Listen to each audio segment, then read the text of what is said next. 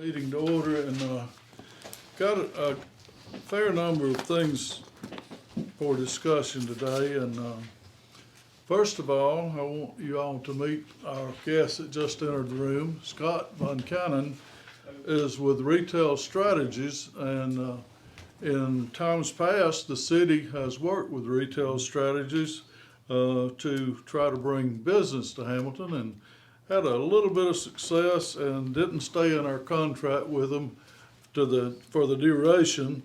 But Scott reached out to me again, and he's kind of taken the reins of the company and is much more in charge of the operations. And he wanted to come and meet you guys and kind of tell you about his company and the things that they do for cities just like us. So Scott's going to be our first presenter today, and then we'll move on to the other matters at hand. So, Scott, we'll let you sit, stand, any way you're comfortable, but Okay. shoot from the hip. We want to hear you. That's how I usually do it, so I'll just shoot from the hip. Mayor, thank you. Good to see you. I know it's been quite a while since we've physically seen each other. It has been. Talked on the phone quite a while. We both have whiskers since I saw you last. Yeah, well, that's kind of the COVID look, I guess. Kind of pull that off more now than you could over a year ago. But thank you all for having me this evening. Glad to be here. I was reminiscing a little bit the first time I drove into Hamilton. Mayor, well before I met you, when previous administration, Wade. Right here. That's it. I knew I recognized you. I'm sitting there staring at you, and I recognized you when you you came. got the same look that I'm going for, I guess. So that was probably 2015. Yes, I no. remember walking around downtown at that time. You guys were redeveloping downtown and working on a lot of downtown stuff. So that was many years ago, and then fast forward a couple of years. Mayor Page, really, you through meeting Matt Petro with our group, we entered into a formal agreement with the city of Hamilton. And so for the new faces in here, which I see a lot of new ones, I'll give you guys a little bit of background on who we are and what we do. Retail Strategies is a municipal consulting firm. We're located in Birmingham, but we are a national company. We're active in about 33 states across the country.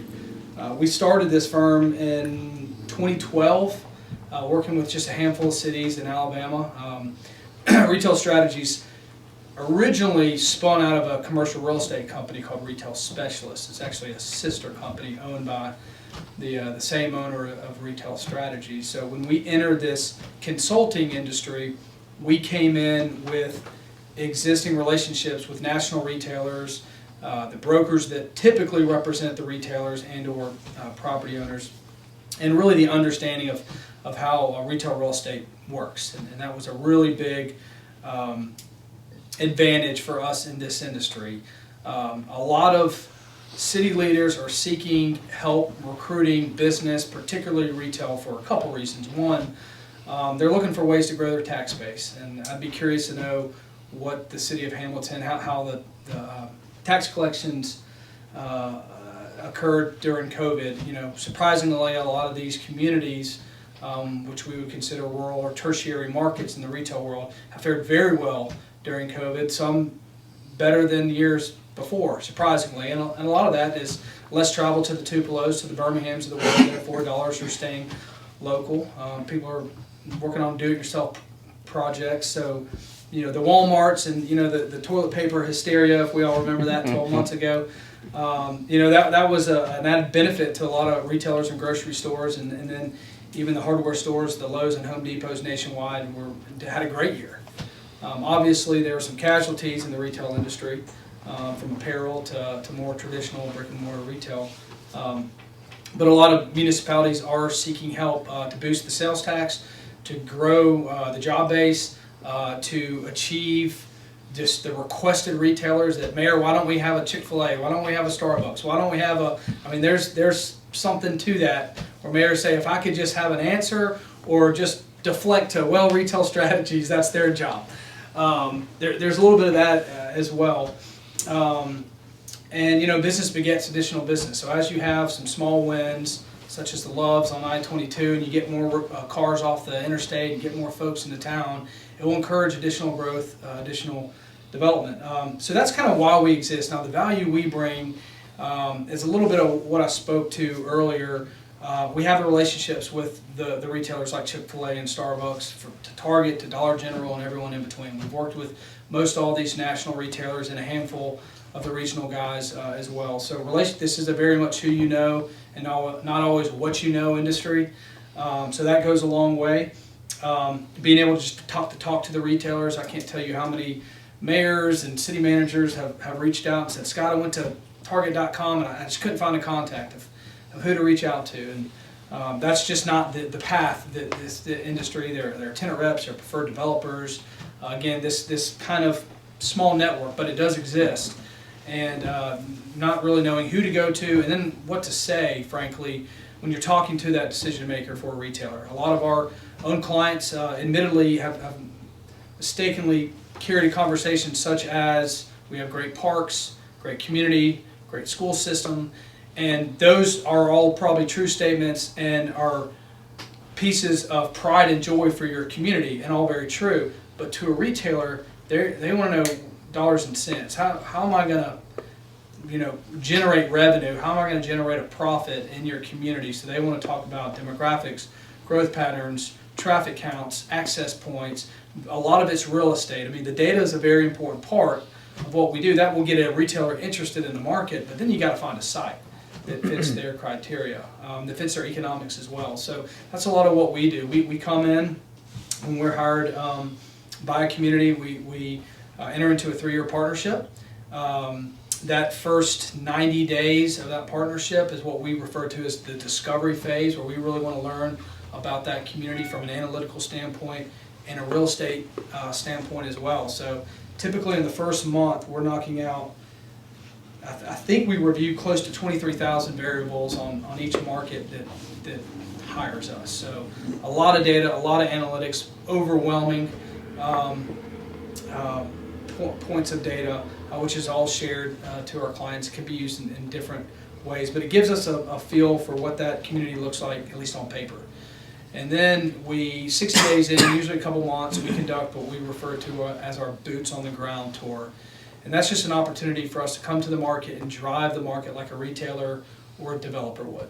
So we're driving Hamilton, going down the main thoroughfare, looking at all sites, existing buildings, vacant parcels of land, vacancies within shopping centers like the dark Walmart here that's, I know, been dark for many, many years now. And we're just trying to put that puzzle together. So we're going to identify who the properties owners are, whether it's Action Properties out of Yazoo City, Mississippi, who we know very well, or a local property owner like I think Mr. Aycock was someone that we talked to way back when we were working here. And we just start building a relationship with those individuals. You know, what's your vision on this property or your shopping center? Do you intend on leasing these spaces? Who are you talking to? Are you taking a proactive approach on reaching out to new users or retail users?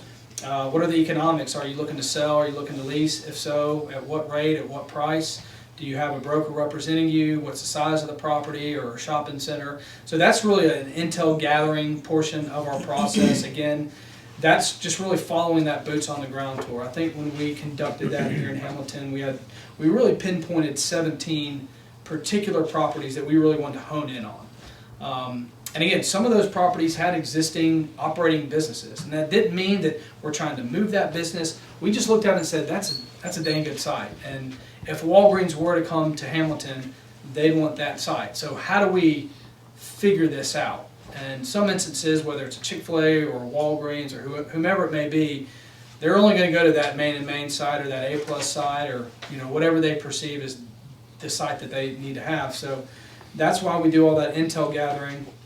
We actually geolocate all those properties on a software system called SiteWise that we use that loads all the data and aerial mapping imagery to identify the properties we believe are best fit for retail. We kind of come back to the drawing board now. We're 2 months into our process, and we're looking at what the analytics or the data tells us about this market compared to the real estate attributes, and we come up with a recruitment plan.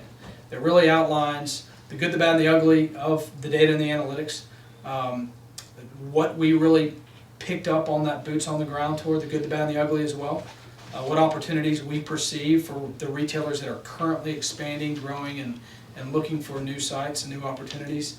And we present that in typically an 85, 90-page presentation document that we provide to our client, the city in this case, and walk usually the council through. I can't remember if we walked council or mayor, just you and a couple others at the time.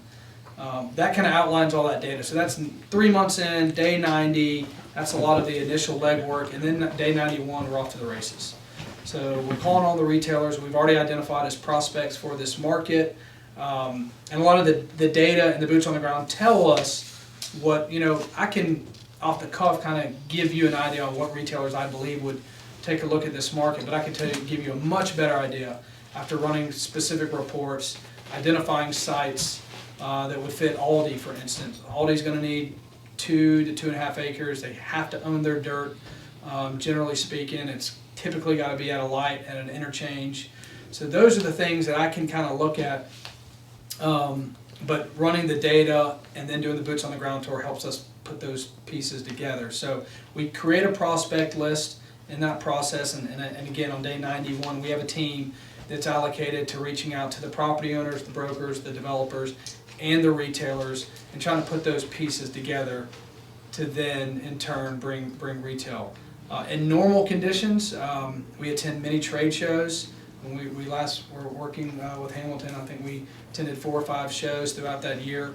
And we represent the city as our partner, as our clients. We're sitting down, meeting one-on-one with developers, with retailers, with brokers, and we have all kind of marketing materials, to display the opportunities in Hamilton. So that's really a deal-making process. We go to those shows, we give recaps on who we met with, the responses that we were getting, and we just slowly try to put together transactions, essentially.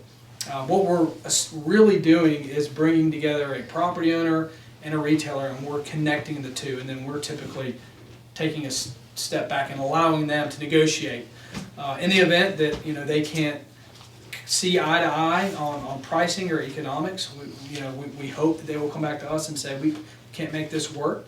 And then in some cases we'll try to work with the city or any organization to try to prevent that deal from dying. I would say probably 90% of attempts in the industry die just naturally due to a variety of reasons. Economics is probably one of the major ones or the larger ones. So kind of in a nutshell, that's what we do. Now we have specific team members. Mary, you probably remember Jeff Summer. Jeff serves as the portfolio director for our clients in Alabama. He's been with the company for about 4 years now. He was, a couple of y'all probably know Luther Strange. He was his state director prior to working with Retail Strategies. So Jeff kind of serves as our main point of contact for our cities in the northern half of the state of Alabama. Drew Kaufman is the retail development coordinator. Drew's job is reaching out to a lot of the retailers on the prospect list, coordinating with them, trying to get these sites in front of them, packaging up marketing presentations to these retailers, and trying to really influence their decision to, at the very least, just take a look at Hamilton. That's kind of objective number one. It's not to land them, get the store open, it's just, will you take a look at this market? I vividly remember speaking with Ray Jones, who at the time, and I don't think he is anymore, was Arby's tenant rep in 2017, I think shortly after we were hired.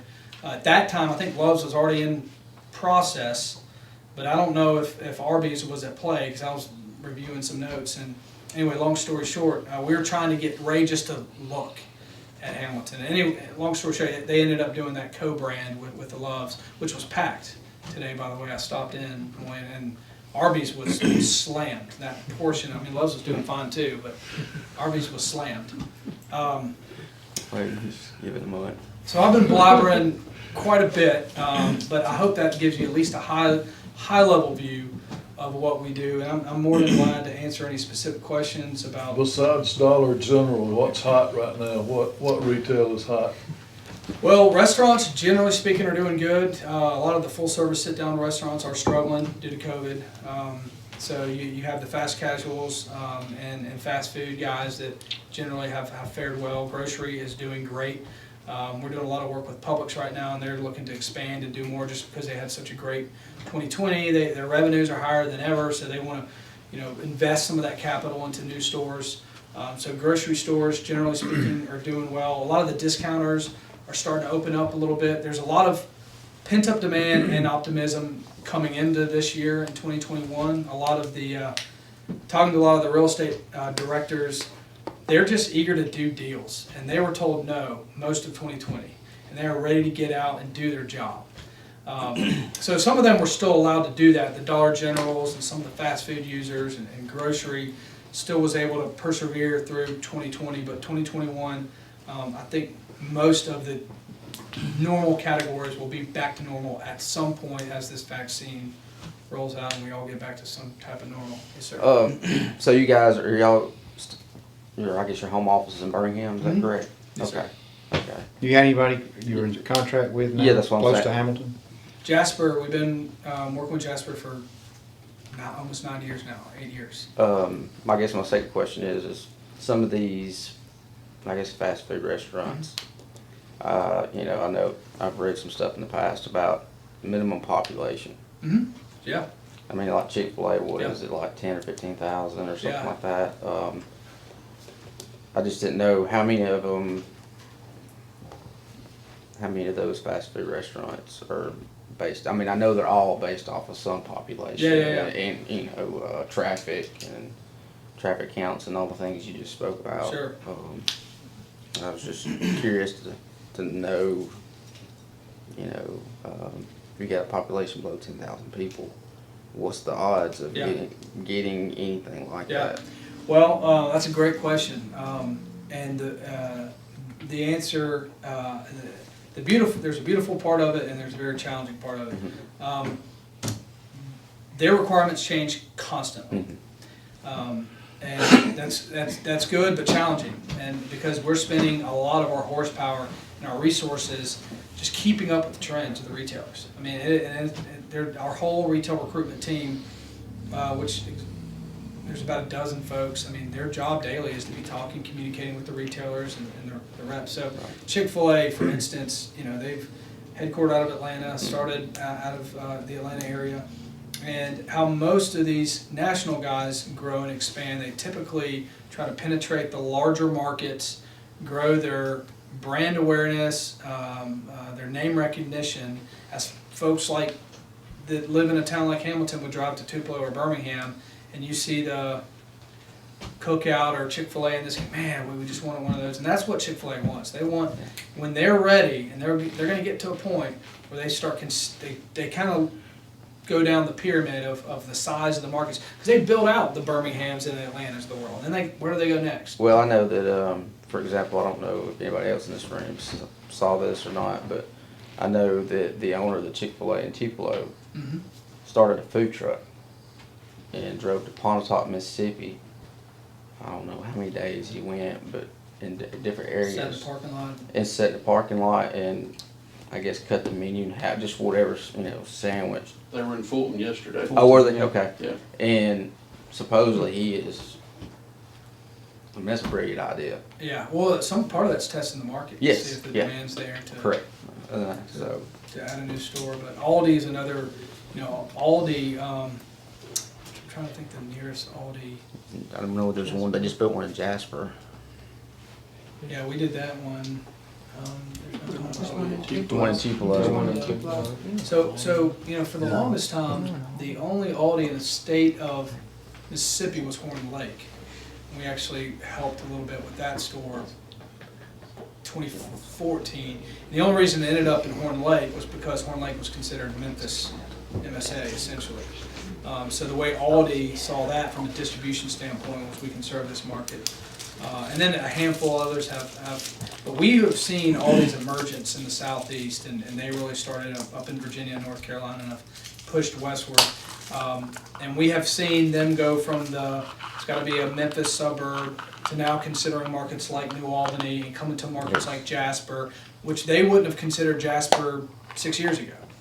But they start building out, they get their distribution centers. They just opened a DC down in Robertsdale, outside of Mobile.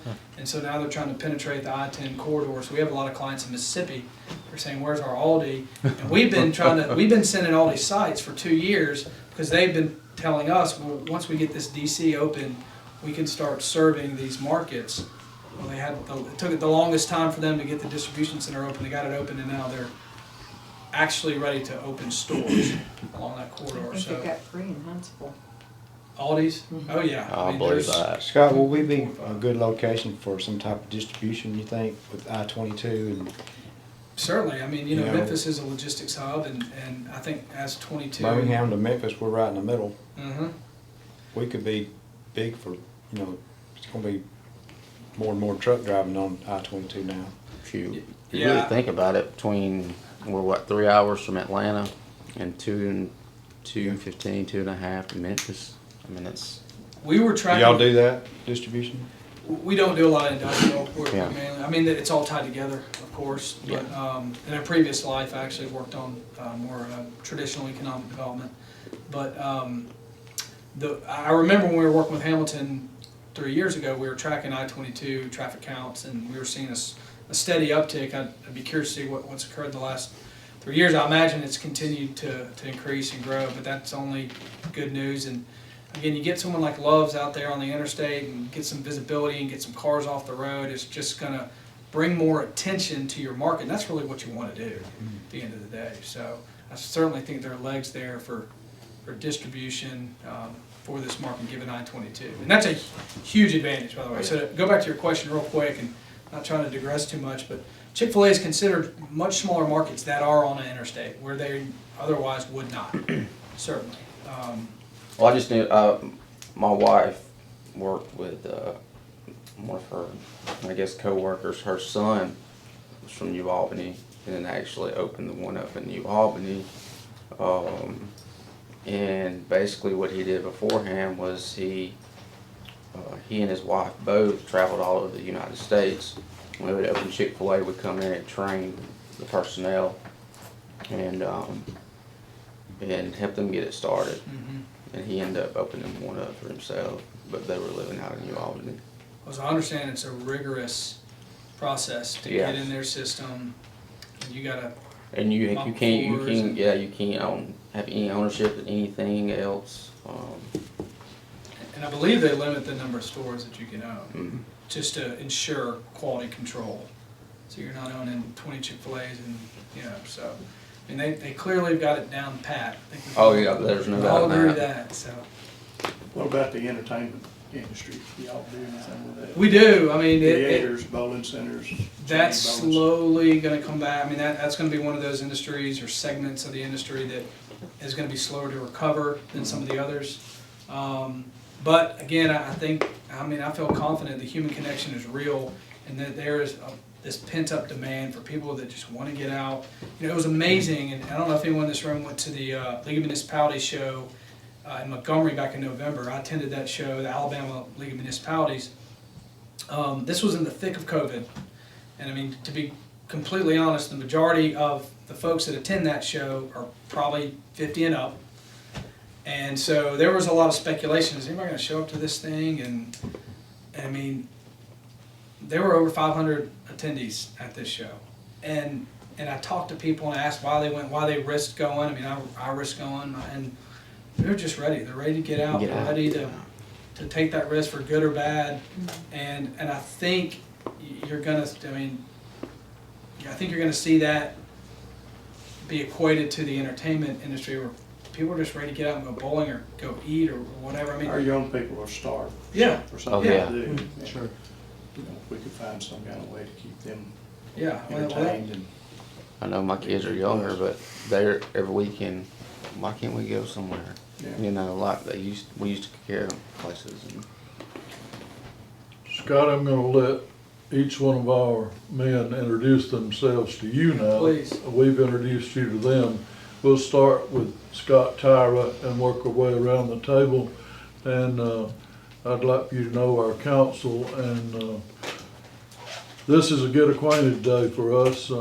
We've worked with Retail Strategies for a brief period, and we'll, of course, talk about your company and whether or not we want to make any contracts with you, but I want you to meet our council today Please. while you're here. So Scott Tyra, we'll start with you, if you'll just introduce yourself and tell Scott Van Cannon a little bit about How many yourself. shots do we have in here? A lot.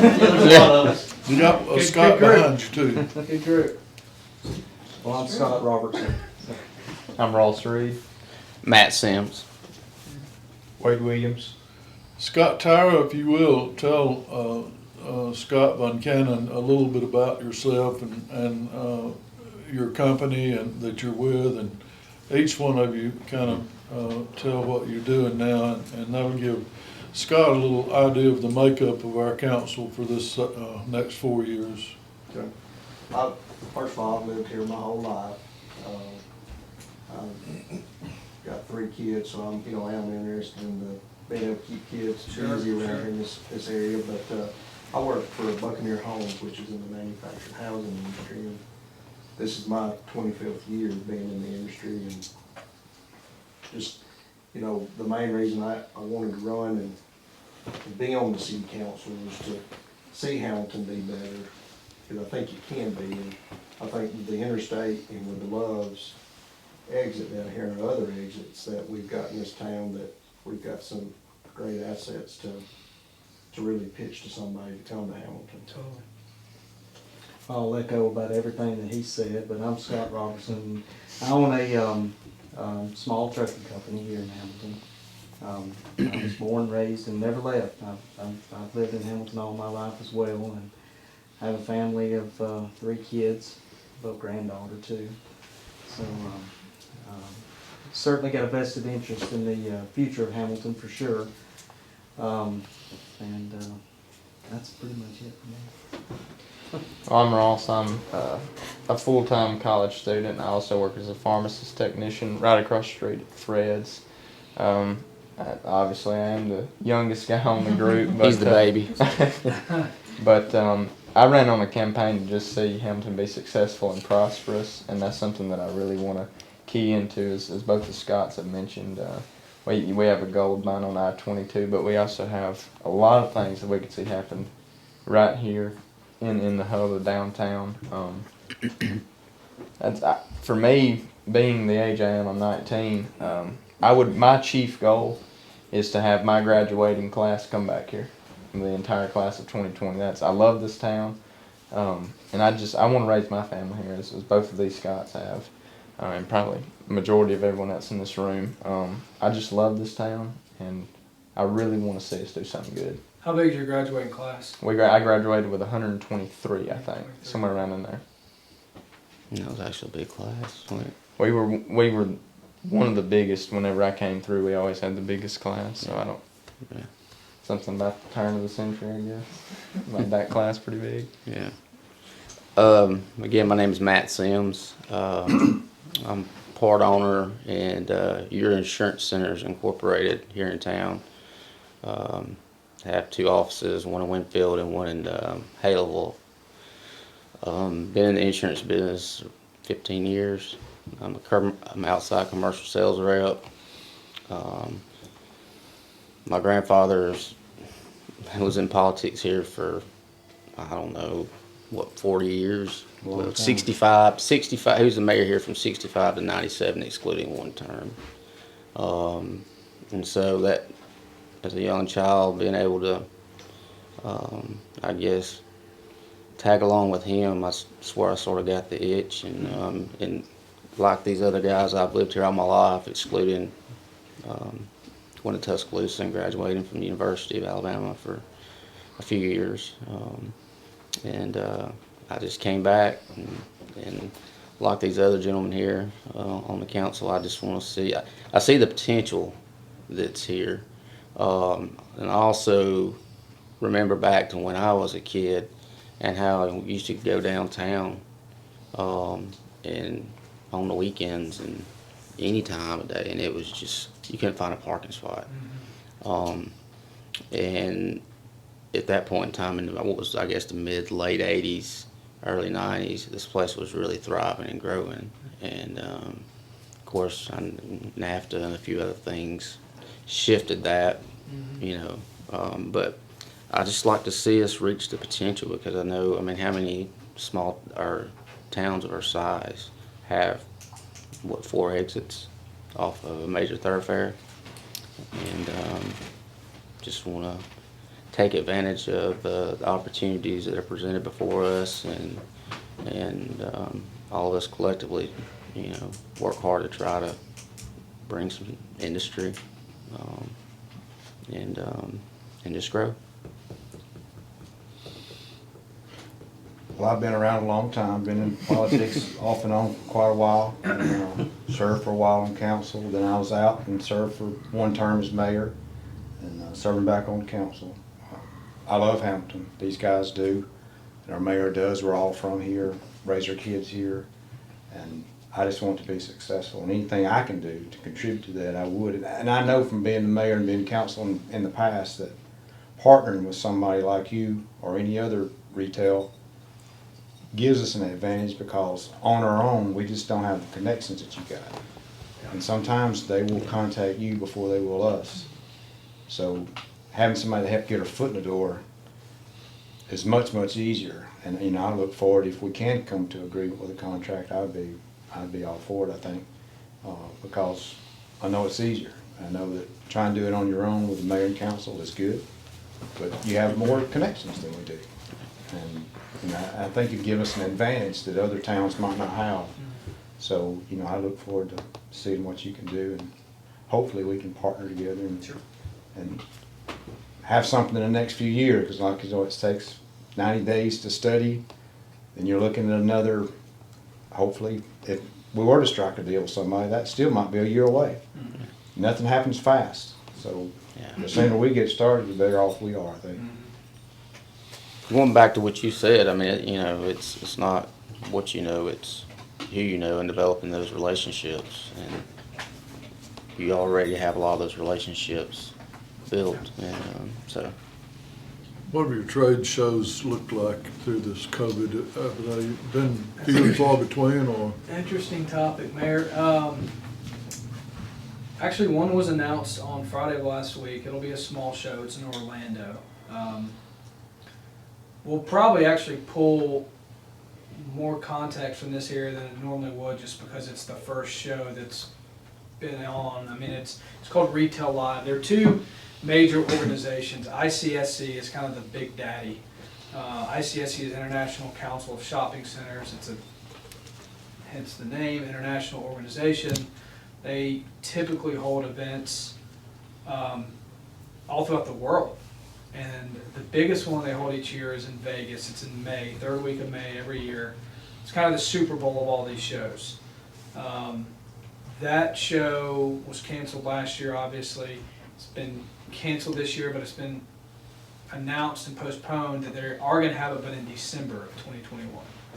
So we've got this Orlando show that just popped up literally on Friday is when they announced it, and I think that's going to be held in May. Probably really in place of what was normally the Super Bowl. And then we've got this one in Vegas. So, don't mark my word to this, but we're a very entrepreneurial college, by the way. And that's something that we don't talk about a lot or enough with our own clients. But and that's top down. Our CEO, Robert Jolly, has an idea a day. He's got 9 bad ones and 1 good one every day. And so I try to help sift through the bad ones to get to the good one. But, you know, when we're looking at this year and frankly looking at our company's budget, where we're normally going to the Atlanta show, the Charlotte show, we attend a West Coast show, which rotates between San Diego and again, those are geared for our West Coast clients. We go to the Red River show, which is normally in Dallas, and all those are canceled. And so we are pondering with the idea of throwing our own conference. We have a big enough name and a good enough reputation across the nation to conduct our own conference. Now, whether or not we're going to do it, I don't know. But we just started having these discussions 2 weeks ago and really looking at the budget that we typically allocate to send, people all over the country to represent our clients. And we're hoping to potentially use some of that to actually host our own, probably a smaller scale down. I mean, the one in Vegas usually has 30,000 attendees. I mean, nothing quite like that. We can't pull that off. But, so that's something we're kicking around doing. And if we pull that off, that would be a July or August probably show that we would host in Birmingham and invite retailers, developers, and brokers across the country. It would be a limited, amount of people. But we're hoping to do that, just to really give our team the opportunity to to get in front of these folks face to face. Everybody's so hungry to do it. Our team's hungry to do it. The retailers are hungry to do it. We know there's reserves set aside across all these companies. They're just used to going to these shows year in and year out, and they just poof, they're gone. So I hope we pull that off. But other than that, the Vegas show, which is now in December of 2021, is out there, and then we'll have this Orlando show in May. Other than that, those are the only two on the books that we're aware of. ICSC was decimated last year. I think they laid off 70% of their employees. So that organization as a whole, they made the majority of their revenue off trade shows. We don't have just a big abundance of empty buildings that are suitable for nice businesses. Where does that put us? At a real default in a lot of the area? Is there anyone willing to come and build their own building? Or is there any developers willing to partner with? How do we look at that? So this is the most common answer in retail real estate, and it depends. Because there's so many factors. Now, I'll say that you do have some good vacancies. The Walmart is a well-positioned space. We had a furniture user back in 2017 that wanted it. I think that's a 13,000 square foot space, and they needed 18, so we couldn't get that deal put together. The Jack's deal that we did recruit and bring to this market, that was an example of a ground-up new development. Ground-up construction is very expensive, and it's very expensive right now. Lumber prices are out of the roof, construction costs. So, putting together these deals are just tough. And the retailers are not willing to pay a lot more rent today than they were 10, 15 years ago. So you got this battle of economics. But, the majority of like the fast food guys, they're gonna want their own building. They're not gonna, we've got a beautiful old Zaxby's downtown, which is now I think a Japanese place, but that was a Zaxby's, not Zaxby's, a Guthrie's, right? Yeah. And the average Joe would look at that and say, why can't you just backfill that? And you could, but McDonald's would tear it down and build a new one. Burger King would do the same. Popeyes would do the same. They've got their prototypes, their concepts, it's cheaper for them than to try to retrofit a building to fit their specs. I mean, all McDonald's look the same for a reason, and same with Burger King. So, but that's their system. And a lot of these more apparel users, furniture stores, I mean, they're going to be more prone to backfill, probably less prone to build a new store because they're looking at single-digit rents that they're accustomed to paying. So you can't build a 20,000 square foot building and make any kind of profit getting a $9 per square foot rent. Like that, it just doesn't work. So to answer your question, which I know I'm blabbering a little bit, it's just all across the board. So I mean, Gordman's, which that was Goodies. I mean, my radar went off the second I saw that. That's a high-risk tenant. Gordman's could be here another 10 years. They could be gone in 6 months. So I'm already thinking of who I backfill that space with ahead of time. I know we were already talking to some folks 3 years ago when we knew Goodies was wavering and so on. We've been hearing that Harbor Freight's supposed to be coming in there. So okay. Well, I got that call about a year ago from their tenant rep and asked if we were still working in Hamilton, and I said no. So I don't. They called me a couple times since. Wait, is Gordon's closed? Yes. Yeah. Yeah. They didn't stay for 6 months. Yeah. I didn't even know that. They opened right when the shutdown. I Yeah. saw they converted. Okay, I assumed there's. I drove past it coming in. It looked like they were still open and operating. Well, you got two really good vacant spaces, Well, which Scott, sounds like one might be. We really needed a chance to get reacquainted. Let us visit conclusively as our group and get back with you. I wanted to give you a little time on today's agenda. We got some other issues we'll have to move to today, and we need to move to. Yep. So we're gonna wrap up with you today, but we hope to, want to invite you back again. So if you will, leave some cards and any brochures you may have brought, and we'll think about this and, talk with you again, okay? Yes, sir. I'm gonna leave a stack of, I don't have enough, but I'll leave, I have some in my jacket, I do. I'll just leave a stack Yeah. here and then Yeah. feel free to grab Yeah. one and pass it. Okay. If any of y'all have any questions between now and then, Can they make a call to you if they have please. Yes. More than individual welcome, please. questions, okay? If you guys wanna talk with Scott anytime, he's been cordial to talk with me when we've, been back and forth on the phone, and I'm sure he would be with you guys. So, thank you for your Let y'all visit get to it. today, and we Pleasure appreciate meeting it. y'all. Thank y'all.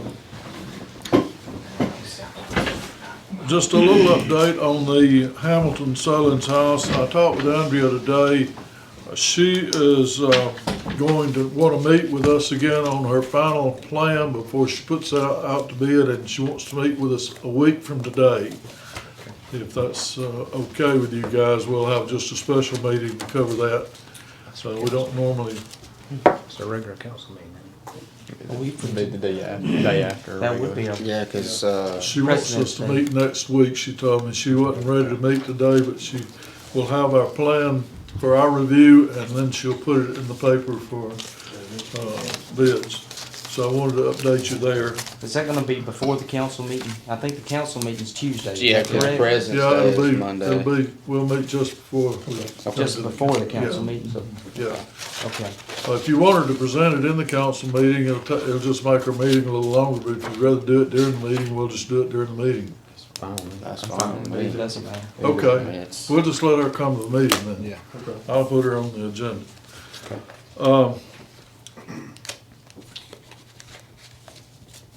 Scott, everybody have to look this way. Scott Hunt, I want to give you the floor for the next discussion.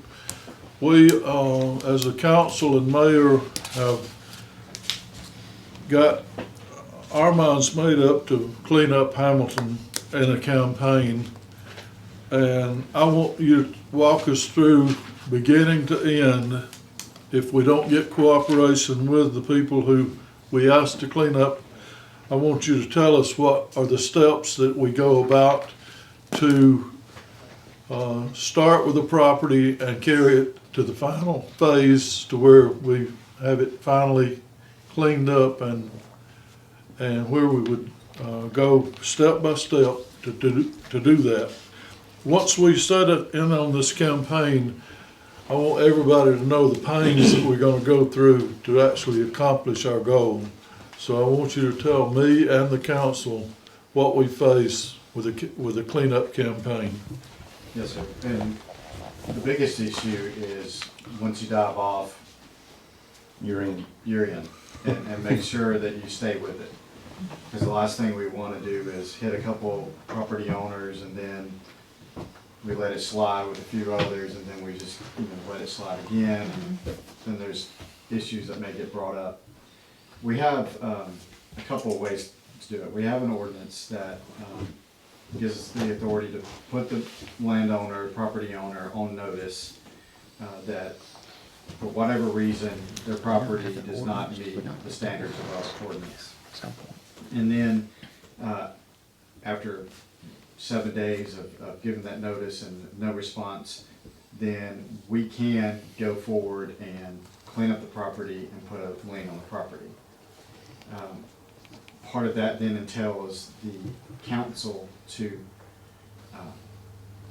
stick with that. We can also do a public nuisance, which means, they'll say, Scott Hunt, your property does not meet our standards, it's a public nuisance. We have a hearing in front of the council, declare it as such, and if the nuisance is not abated, if it's not stopped or fixed, then we come in, we fix it, and we attach a lien to the property. We file it at the courthouse, and say, Mike, your crew went out there and worked for a week to clean it up.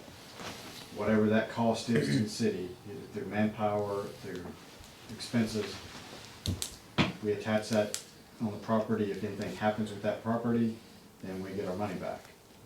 As oftentimes, we can look at that as a sunk cost. You know, we may not ever get that money back, but we at least have a lien on the property so that if anything ever happens to that property, even if it's a tax sale, that money would get collected. There's a different procedure we could go through and also go through our city court system and do it that way as a violation of our ordinance.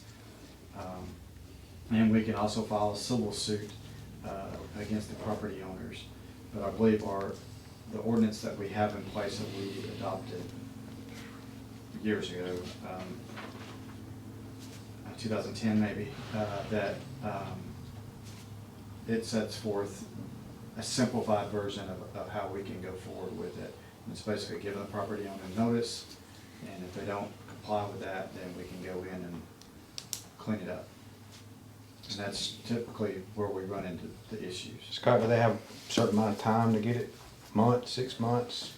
You know, if they're just doing a little at a time to get it back in, That's where we've always, that's where you're gonna have trouble. Yeah. because we give them 7 days notice to do Right. something, and so this is where you probably could, they'll either not call or call.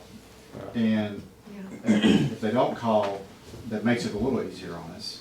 But if they call and they say, well, I know I've got this problem, but I'm gonna be out of town for the next 2 weeks, or, you know, a lot of times these property owners don't live here. They've inherited the property, and, well, I'll be back in town next month, I'll get it taken care of, and at that point, it falls off our radar.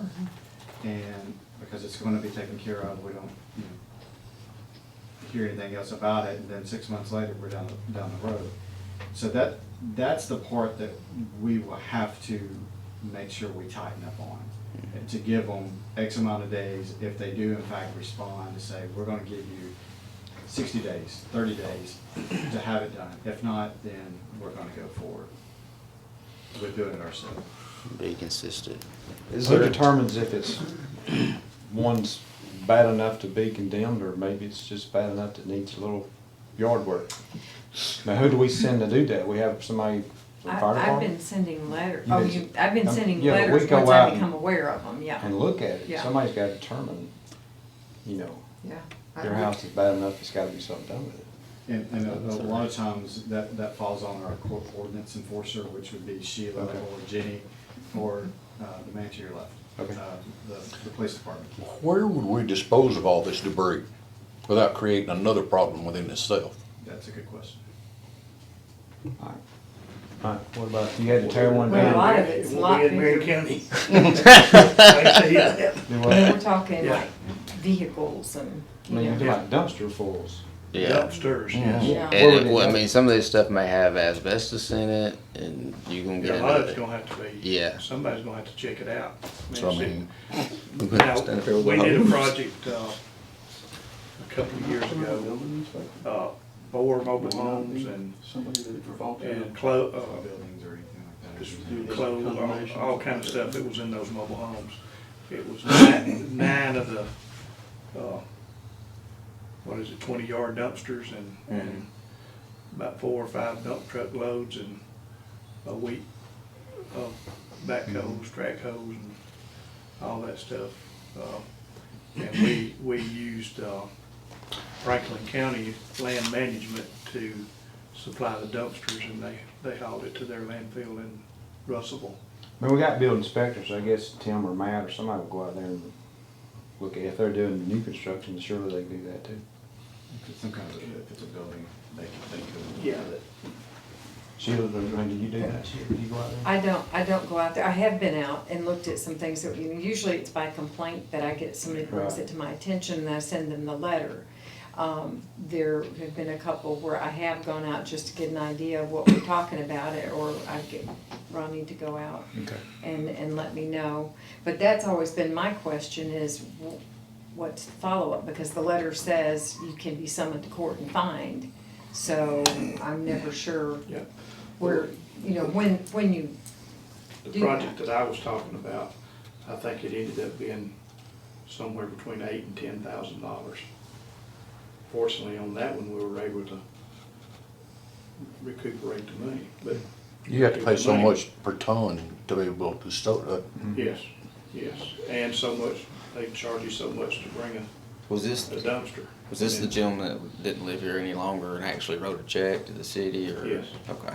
Yes, And a lot of times, that's a fortunate situation Yes. where you have someone that, well, they were not the genesis of the problem. Yeah. It happened, they were a little far off, and they're like, I'm not gonna fool with it, it'd be a lot easier to, y'all do it, and I'll just cut you the check. Best case scenario. And I don't think that'd be the norm. that's not. No, no. Or somebody just write the check like he did, cause they'd be like, there's no way that cost 8,000, you should have done it for 4,000. Right. But the ideal, you know, when all these ordinances and these laws are created, you're talking about, okay, somebody's got the grass too high, they got weeds on the property. John, That's, Mhm. that's not what you're dealing with usually when you're, like Mike said, I mean, that situation they dealt with was just ridiculous. And, that's usually where it gets to be the major problem. Yeah. And the tough thing is, like Sheila said, is having that direction as to how to go about it. And one of the best way to come about this and do this, if you wanna hit it as hard as you can, is to bring them in front of y'all. Is to send the notices out. If it's not fixed within, you know, so many days, then we're gonna have a public hearing in front of the city council. And then y'all declare it, and then direct whomever in the city to clean it up and whatever resources to clean it up. Not only will it help with that particular property owner, but hopefully it would help with some other property owners. Because of what Sheila does is it in the dark. Nobody knows what's going on, and you may have a property that gets cleaned up, and like that property y'all cleaned up and did all that with. Yeah. Nobody knows about it except those neighboring landowners. So that's a great way to, it puts a lot more onus on y'all, but it's a great way to also put it out there in the public. We're taking this serious, and we're going to, you know, go after anybody and everybody that's got this problem. well, so then you would suggest revising, because our letter right now is pretty standard, that says you could be summoned to court. Right. It probably would be more effective because it'd be easier to get him in front of the council Mhm. than it would be to get him into the court system and all of that. And it's a little different due process as well, Uh-huh. which helps out Yeah, too. yeah. But, and then to give them, afford them the opportunity to address the council and say, I don't have a problem, I disagree 100%, or I do have a problem, and they can tell the council And and then, the whole city that, I'm gonna get it done in 30 days. okay, and then could the city actually set, I mean, are Yeah. because there are standard fines, right, that are outlined in the, Oh, there's fines in this, the council could not do the fines, that's only the judge. that's only the judge, But they okay. could direct that it be cleaned up, or we're gonna place the lien on the property. Okay. Whenever you get a complaint, do you immediately send a letter or do you send someone out to look at it? I usually will ask Chief to go out Okay. and take a look at it, Alright. and then let me know, Okay. and then I'll Yeah. send them a letter. And Scott, what about disabled people in our community? People that physically cannot. You understand kind of where I'm coming from? What's our option there? That's, you take that into consideration the same as if, same way in court when you have someone that's indigent that can't pay a fine, but you just take that into consideration and see. It Well, would still be their obligation to Mhm. get the property fixed, but that would be up to y'all how to address that. What's the street that runs across, when you come down Steel Street going towards your place, the first four-way stop, take a left, go off down in the bottom? You know what I'm talking That's about? Range Road. Where we had that fire back about 2 years ago. You talking about Where they were running when you off a come jack. off of 17 and you turn Yeah. left? You can turn, if Turn you're, right off 17. you turn right off 17, go off down that bottom, that lady, she was wheelchair bound. And we got a call one night. You talking about off Skyline? I just know it's down there in that bottom. There's, Part of that's not the city limits. Yeah. Oh, really? Most of that's in the county.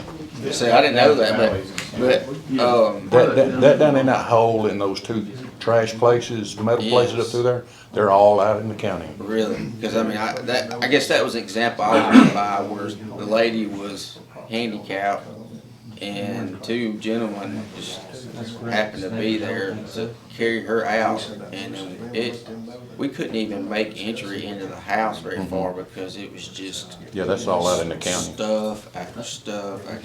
So I didn't realize that road was actually in the county. So But we do have some that are like that. businesses that are operating in town Uh-huh. that are outdoors businesses that, like if she sends me a letter to clean up all this debris and everything out of my yard and this and another, and I call this company to come and clean this debris up. Now, there's another, what do you call it, establishment that is allowing them to dump behind their place, creating another mess entirely. Really? Yes, And are you talking about the letter I sent? yeah. Yeah, Well, you know, this is true. there on Lover's Lane, there's those two greenhouses at the corner, and then the house that burnt next to it, which I don't know who owns the house that burnt, that was lit on fire, or supposedly. Anyways, I know y'all have run multiple calls to that duplex over there that Jimmy Cooper used to own, that Trice owns now. And I know there's been multiple occasions where I've seen a guy with a backpack running, stashing stuff in those houses. And then on top of that, there's like 100 cats and every wild animal dens up in that, and you know, and it's Mayor, just, when we do this public hearing, is that a time for the property owners around them to come to and be able to? Could they be alerted? To claim their dissatisfaction with the property too? The, Neighbor. Yes, yeah, I'm It's just a saying. public hearing. Right. But you let them know, how do we let that, is that in the paper that we're doing that, or? Run it in the paper if it's a public. Do what now? We'd normally run it in the paper. Okay. That's what we do for like the alcohol, Okay. when we have a public okay. hearing. Okay, we'd have to give the joint. I didn't know if it was the same thing like the zoning where you have to send a letter out to That's our question. adjacent neighbors. Yeah, I'll say yeah, you're that I right. don't know. Yes. Okay. This is gonna be a procedure. The reason I wanted Scott Hunt to talk to us and for Sheila to be here and the chief to be here, everybody plays a part in this. You've gotta get them on notice, first of all. The follow-up, the delivery of the notice is important. The follow-up on this thing is the painful part. And 30 days doesn't seem like a long time, and it's not. But 30 days from the time you tell someone something, a lot of things can enter in your mind and keep you from focusing on your efforts you just started. We're gonna look at a good number of properties if our campaign goes according to plan. And we could even overwhelm ourselves, I think, in this if we go. And I know this man over here is gonna say, well, you're making me, and there's some right over yonder that look just as bad. But I don't see how we can attack the entire town at one fell swoop. I know you mentioned, let's pick out 25. Yeah. And that's a big load. You won't get 25 done in a year. There's no way. So We're talking to 20 already. the scope of the work Most of them is something we probably need to discuss. I've been thinking about And then trying to take bad weather summon days, 25 people to clean up the properties all at one time. I just don't know if it's practical. Let me ask you this, what could we do, one, like, from south of town, certain point, I don't know, from, let's say from here, south, 1 year, east, 1 year, north, 1 year, you know, I mean, that was just an You have idea. to keep in mind too, all of these that we're destroying and stuff, this nature, you know, you're taking the manpower to his regular duties. Oh, yeah, They're gonna be falling absolutely, behind. absolutely, I mean, I understand that, yeah. And the other thing about it is is, let's say if we do this campaign, how many folks are gonna move into town that's used to living in this kind of condition, and they're gonna create another monster while you're over here fixing this one? They'll create one of their own, and you gotta deal with that, so it's not gonna be an easy thing. It's easy to talk about, but it's gonna be more difficult to put in practice. And we are in no way are picking on our cities and our citizens. We do want our city to look better than it looks today. I could drive around right now and say, and stop and knock on the door of somebody living there and say, have you looked at your yard lately? Many places are like that, and they need attention. I'm disgusted with the people that's throwing stuff out their vehicle windows and blowing it off the back of their truck as they go down the road.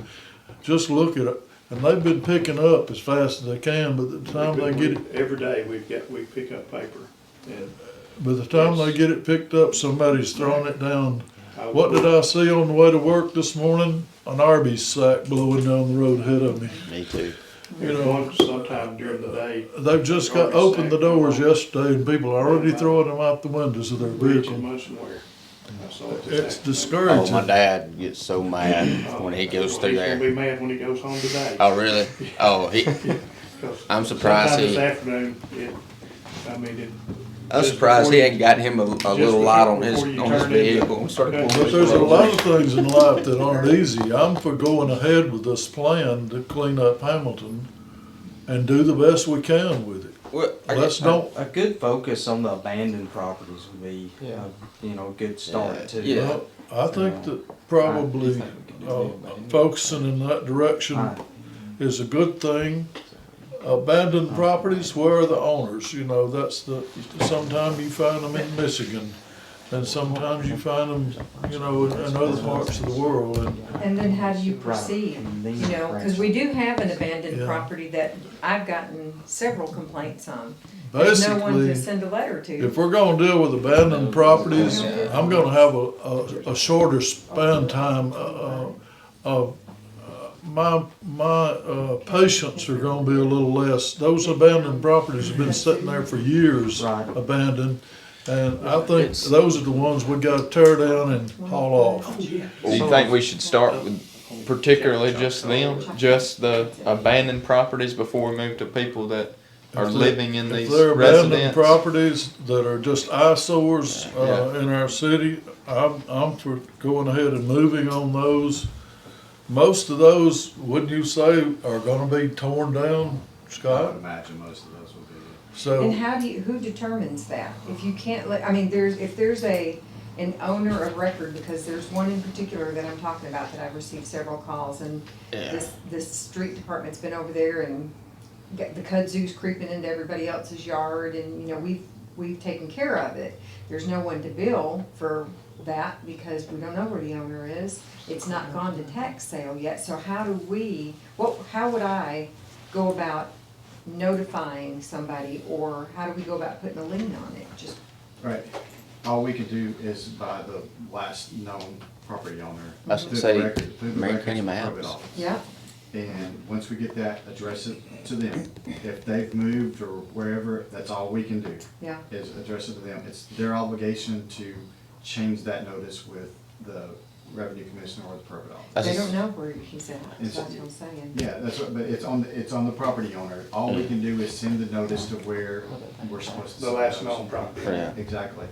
And, if they've done something that's not on record, as far as changing the property, that's not on us. And send it out to them, and then we just file it on that particular parcel in the courthouse. The probate office will file our lien on that parcel, so that if anything ever happens to that parcel, It takes it comes up for tax sale. Tyler or something, Right. Tyler Rider or Then they'll whatever. have that on there to get paid. Something not quite as explosive as dynamite. No, that's what I had said, I called the revenue office, and they don't know, they don't have an address Lover's for Lane, it. those are just nothing And, block buildings. I'm like, well, I guess eventually, it hasn't been paid in the last This would be the third year that it's not been paid, and I guess it would be going to tax sale since. And then soon. it's just It should one, be- it should be like the first year. the weekend kid Yeah, set on fire. yeah. Are we kinda in agreement that we'll look at abandoned properties Yes. first Yes, before we start, looking at, residents that are occupied? I Maybe- agree with that. I would yeah. agree with that. Yes. Okay, we'll concentrate, I'll try to have that list of abandoned properties at our next work session. Abandoned properties, and we'll start there.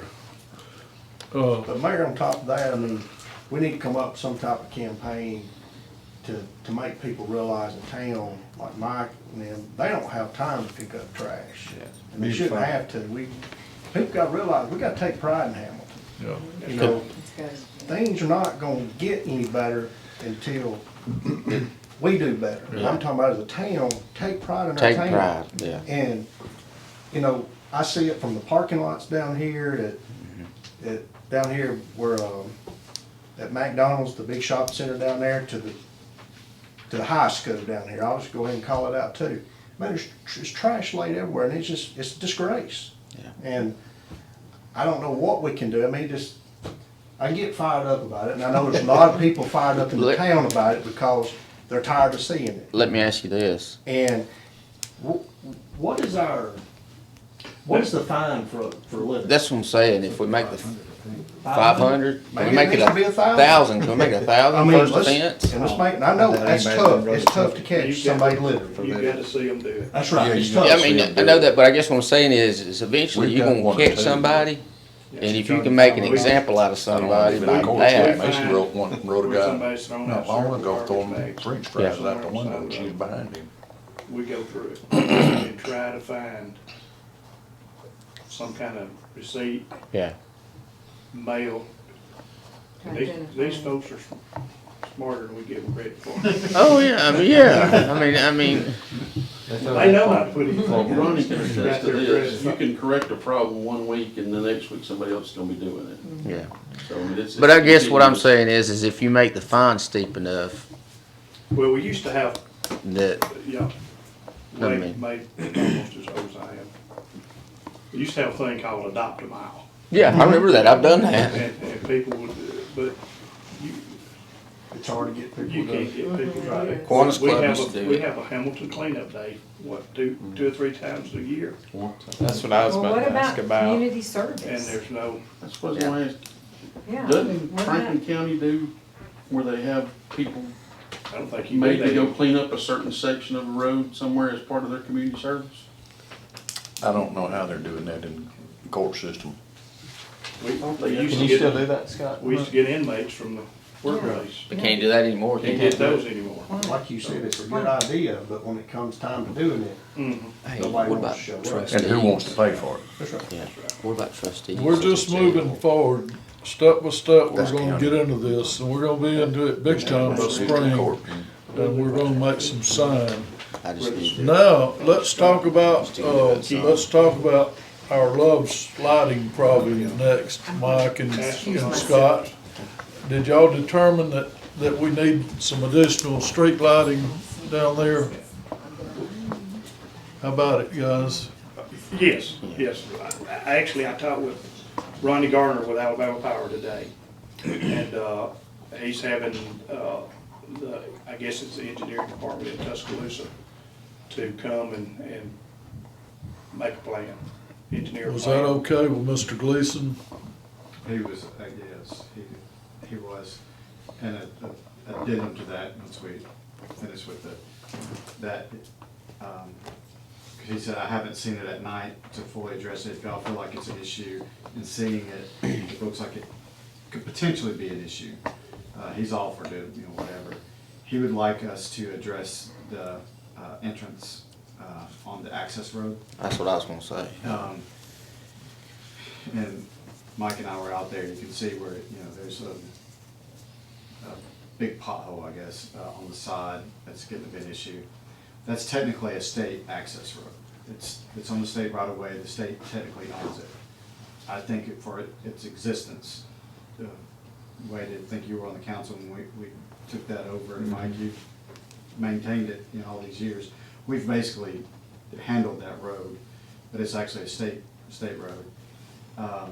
And I talked to Wes about it, and he has no issue with the city doing whatever we'll have to get a technical permit, but I would like to see it, and what Mr. Gleason would like is us to basically mirror that entrance with the way the Love's entrance is. You know, if you look at where the truck is, if you see it, and Mike and I stood out there 5 minutes and we saw all these issues of cars coming off the interstate, not really fully knowing where to go. And so they end up going to the truck entranceway. Mm-hmm. And I didn't notice any problem with that, as far as causing any kind of log jam or anything like that, but you had all the trucks coming in and out, and fortunately, there were tons of trucks coming in, that we don't need that in the future. We need cars to be able to get off on the access road like they're supposed to and go in the auto entrance. But they can come out that. They can come out that way, and, you know, that works as well, but you just don't want that log jam. Right. Part of that issue will be resolved by the lighting too, I think. But this was during the day we saw where cars were bypassing the access road and going to the truck entrance. I can see how that can happen. I've never been there There's no before. striper on that road. Yeah. There's nothing to Yeah, really identify It anything. needs to be stripped. It does. Yeah. It needs to be repaved and striped. And I don't know. At least down to the, And I don't know if there doesn't need to be a sign just like past the, right there as you pull auto in. entrance to the, Yeah. that needs to be resurfaced. That's his formal request, It's to not us, going- is to stripe it. It's not and gonna pave last it. long. The service road, Yes, sir. Okay. Yes. Ideally, we'd curb and gutter it to mirror the other side, at least, like Mike said, through the auto entrance there. But I think that's a minimal, we need to pave and stripe it. Go all the way down to Huddle House. That's what Say I was, that's that's all what I the way down was to the gonna say, hotel, at 'cause least. If you do it for Love's, you need to do it for all of them. Because there could be more development on past that. Yeah. Yes. I think we need to, look at the whole thing, and we do it right, like you said, we'll be done with it. Could you do it whenever we have the paving crew in here, this summer? yeah. Or it might Well, be next I summer? think we need to press on to get it done as Yeah. As ASAP. soon as possible. Y'all wanna put it on the next meeting agenda to approve that, job to be done? And we'll quickly Yeah, get it can we done. get some figures on You it? have to bid it. Or, Put we'll have it to on bid it? agenda, Oh, get okay. it, get Yeah, figures. I think there'll be enough involved that we'll have to bid it. We can go ahead and put it on agenda to vote for it. Yeah, let's Yeah. vote for it. Proceed. To Yeah, proceed, proceed. yeah. Yeah. Proceed. And, Upon yes, numbers. as soon as possible. Mhm. Yes. Get Okay. at least get the bids. That traffic, it's pretty intense. Yeah. Oh, yeah. And I fit that pothole. The fuel truck, we know the fuel truck for the Texaco station, it has to go in that way, and it turns to go back towards the Huddle House to get into their place down, the Texaco place. Yeah. It's cutting that corner, and that's where the pothole is. That's right. So it actually needs to be a little bit wider up there as you come off of 35. So, Whoever will get the bid, you might be willing to show. And you said that needs to be permitted by the state. If Yeah, we're widening the I road, will we not have to have a road engineer or somebody? Wes. Yeah, I talked with Wes Okay. about getting the permit, and we just, once we figure out what we need to do, we'll go work it through Aldite. Well, help us with that, because sometimes they're a pain to work with, you know. Did I say that on camera? I'm sorry. I apologize already. But anyway, Edit. no, it already went out, didn't it? Anyway, yeah, let's do what we need to do about the lighting and the paving. That's gonna be a very busy area, of our city now, and we need to do what we can to accommodate, people that we don't want them to, give their car a muddy car wash every time they turn in that, Or station. their realignment. The big thing he mentioned, and I think it's a valid point, and that I'm gonna, you don't wanna come, if you're traveling, you don't wanna come into the pothole. Well, we have a beautiful new development there, and they've spent a lot to make it look nice, and then we got a crummy little, access road, big potholes, and you know, it's not a good. We'll address the pothole before we do the paving. Well, it's actually not on the pavement, it's where, when the trucks have to turn in there. Yeah. It's actually on the You dirt, cut. and it's wallowed out of, I know, yeah, so. I know. We could possibly put maybe some 3-inch rock down that corner there to, for the time being, to help some. The lights there at the, Bevel and the Methodist. the Methodist Church and at the Walmart. Yeah. I talked with Stone and Son today. They'll be here tomorrow. And if he's got the correct kind of bulbs, and is the bulb itself, he'll probably replace those tomorrow. If not, he'll troubleshoot them and They also, need to look at the red lights in sync. I talked to Philip Pugh today and he said Stone and Son could do that. But some of the loops had to be some work on some of the loops, but once they get that done, we're gonna have to decide, because we've been told by DOT that they don't, some of them are on timers, right. and they prefer it to be on the timer and not the loop.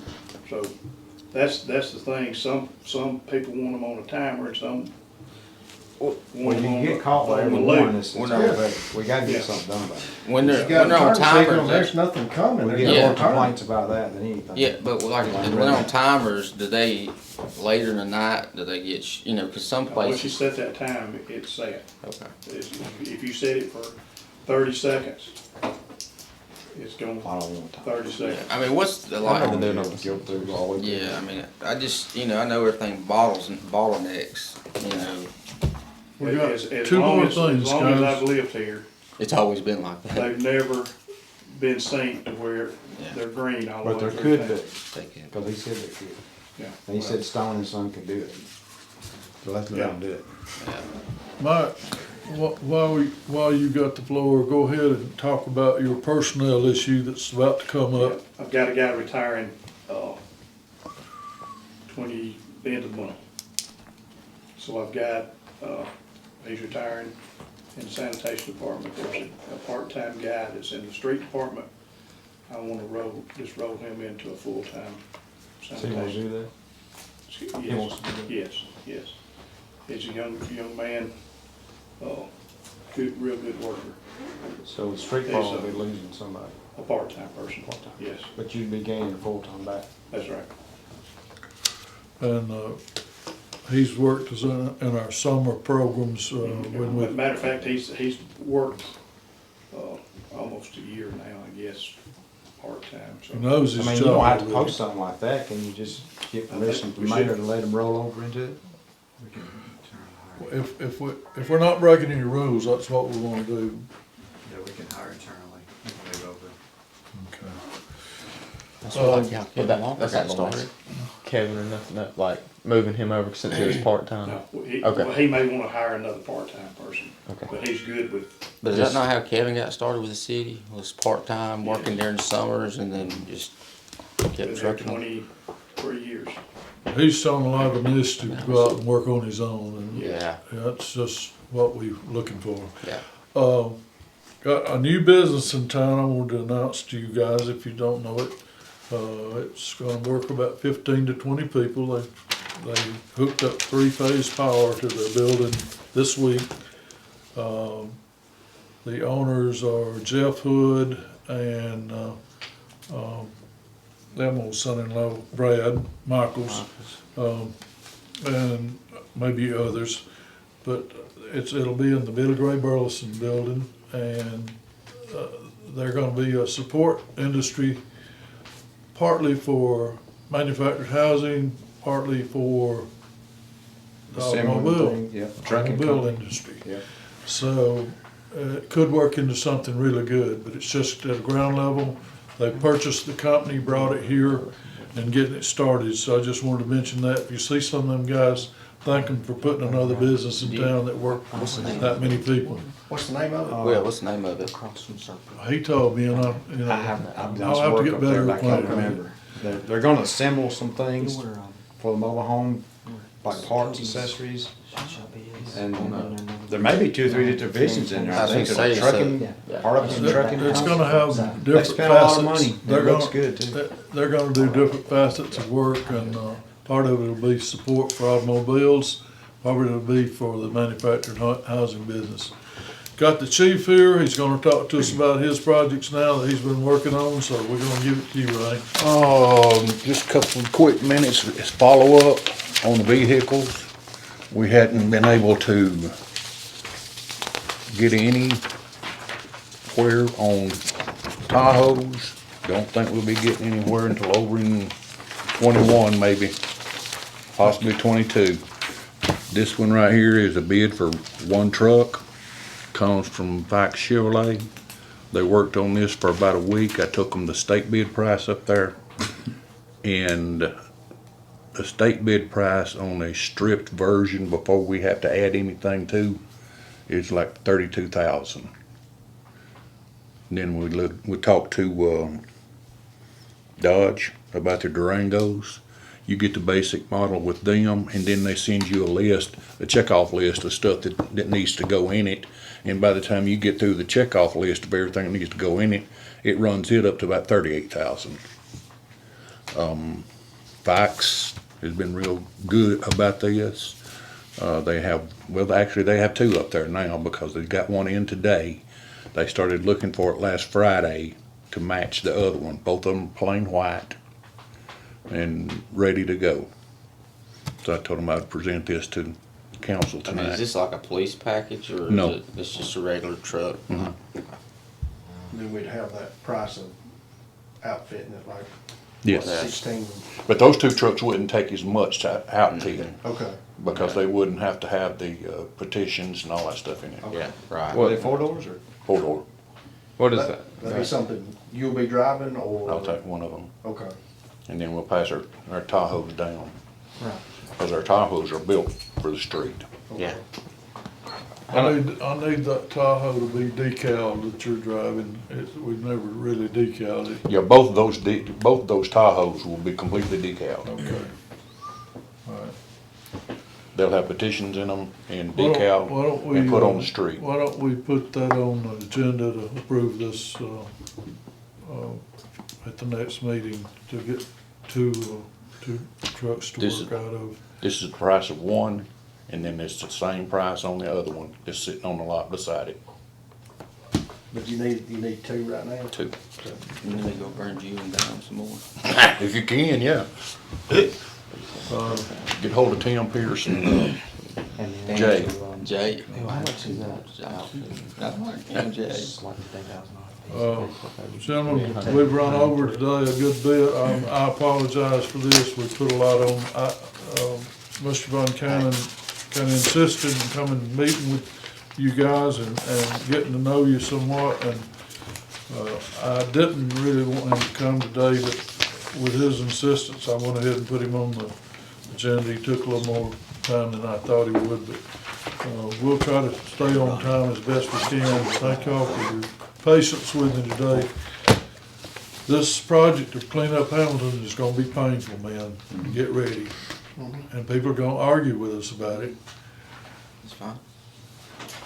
One thing we've kind of talked about before in the past with people that have so much rental property, we don't enforce business licenses on them. If that's something we could do per unit, you know, that might encourage them to take a little better care of those properties. You're saying they're in a business, is what you're saying. Absolutely. Oh, I mean, we yeah, have if you was some that making come in rent. and buy a business license, that Has just have maybe one has rental property. has the city ever required a license of anyone that's in the rental business, or do you know?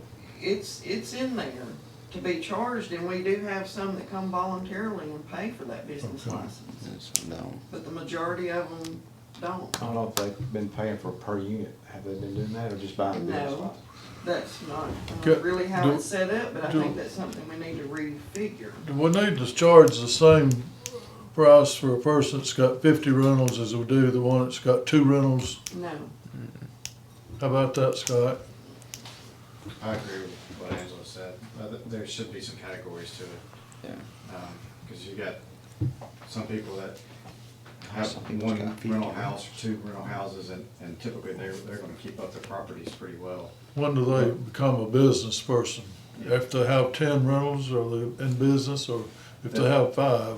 That's really for y'all to determine, you know, is it just sort of something on the side, or whatever y'all sort of deem that to be, is it 5, 10? We have some people who have 40, 50 houses. 100. And, you know, that probably sums up to a good bit of money per month, if you want to count it at 400, 500 a month, whatever they're charging now for. So I think we need to probably visit that, and let's put that in the next meeting, our next workshop, to discuss what that fee shall be when they become a business, if they're in the rental business. Is it 5 rentals, or is it 3 rentals, or is it 10 rentals that puts them in business? We gotta set some kind of numbers, I think, and the fees thereof. Thank y'all very much for the attendance today and your input. Believe me, I need your input. I need you to, on these deals we're doing, I've got to have y'all bought into all of it, every bit of it, because it's so important that we work together and work forward for a better Hamilton.